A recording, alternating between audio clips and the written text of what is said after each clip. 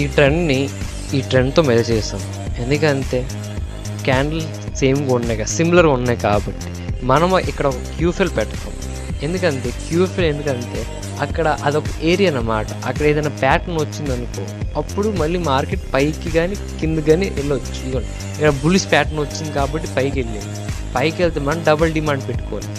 ఆ డిమాండ్ని మళ్ళీ డబుల్ చేసేది. అప్పుడు మళ్ళీ ఆ ఏరియాకి వచ్చింది అనుకో అప్పుడు తెలుస్తుంది, మళ్ళీ ఇంక ప్యాటర్న్ ఇస్తుంది. అది ఒకవేళ ఇవ్వలేదు అనుకో, చూడండి ఇక్కడ ఒక ప్యాటర్న్ ఇవ్వలేదు ఇక్కడ, అప్పుడు ఆ కండిషన్లోని ఒకవేళ మార్కెట్ పైకి వెళ్ళి కిందకి రావచ్చు, పైకి వెళ్ళి మన క్యూఎఫ్ఎల్ మీద రావచ్చు, క్యూఎఫ్ఎల్ మీద నుండి ఇంకో ప్యాటర్న్ ఇవ్వచ్చు. లేకపోతే ఆ క్యూఎఫ్ఎల్ నుండి కింద దిగి మళ్ళీ ఆ క్యూఎఫ్ఎల్కి వెళ్తుంది, క్యూఎఫ్ఎల్ నుండి ఇంకో బేరిష్ ప్యాటర్న్ ఇవ్వచ్చు అక్కడ నుండి.